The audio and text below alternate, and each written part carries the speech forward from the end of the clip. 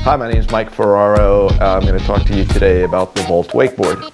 Some of the things that are really interesting and that I really like about designing wakeboards are there's such a wide range of user. So one of the big challenges, and I always pride myself in, is finding features of a board or blends of features that will allow the guy's first time or girl the first time, or helping the guy do a 1260.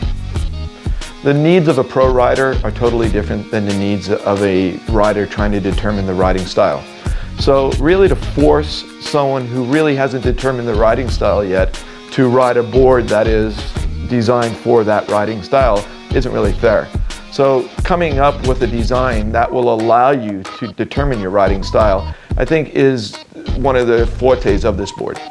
So this board is actually a third generation, a super user-friendly board. Make it even more stable so it fit a wider range of riders, from your top pro riders all the way down to your beginner riders. So I looked at that as a challenge. How can I get a pro and a beginner to ride in a really more efficient position? So we're using the same proven rocker, and the reason we're doing that is because we're addressing people with small wakes, and we're also addressing people with big wakes.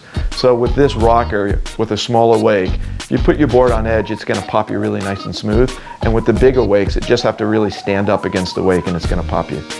So we'll talk a little bit about the difference between a heel side edge and a toe side edge. So when we set a board up in a turn, we swing out wide of the boat, we turn the board, and to get it to go and to keep its track, we tip it. So we steepen or increase the board's edge angle.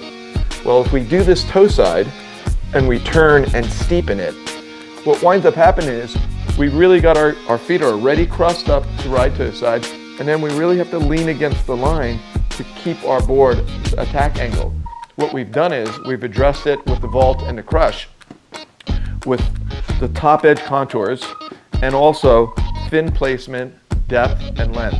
So on a toe side edge on the Crush or Volt, you can point the board, and the fin placement on the bottom and the way we've lined up the edges will allow the board to set up a lot better, so you don't have to increase its edge angle to get it to go.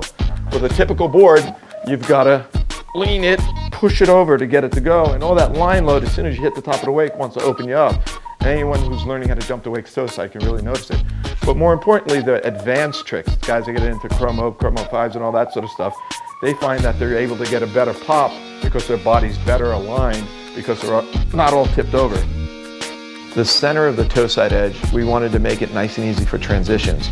So if we ran that real sharp hard edge through the center of the board wouldn't transition so well. Well, when we're moving our feet from one side of our body to another, or changing our edges, say for example heel side to toe side, we need the board to move freely underneath us. So what we did was we didn't run that really sharp edge through the center of the board, so it allows the board to transition smoother to your toe side edge. Okay, four-molded in fins. On the heel side edge, we have a shorter fin. On the toe side edge, we have a long, deeper fin. Also, on the toe side edge, we've moved the fin off to the side more. And what that does is, most people on their toe side edge point the board at the wake, where on a heel side edge, you tip the board at the wake. What we found is by moving the longer toe side fin closer to the edge, the board will point to the wake and hold its attack angle a lot better. Longer and taller on toe side is for grip. It also helps with tracking too. On the heel side, with a shallower fin, what it is most of the people are setting a really comfortable edge because they're sitting in a chair, but we didn't want too much grip on the heel because of spins. So at a beginning level of spins, a lot of times people will pre-turn their board as they're taking off, and that creates line load. So with a lighter fin, not as deep fin, there you can pre-turn it without creating that line load and popping the handle in the middle of spins. So one of the things is questions we get asked, with two different shaped fins and different areas, will the board track true? Yeah. We played around with a whole bunch of things and channels to get the board to track well. So what happens is we diverted the water through the tip and tail channels. So the water flows through those, and it really keeps the board on a nice true track.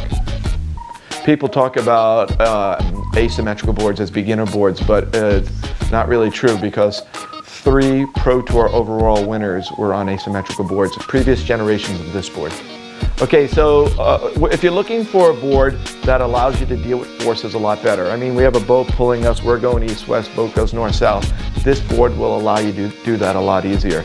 It's a board that also, you can ride this board and learn all kinds of tricks with it. There's no limits to it. I'm Mike Ferraro, thanks for listening, and hopefully you'll get a chance to go out and have some fun on this board.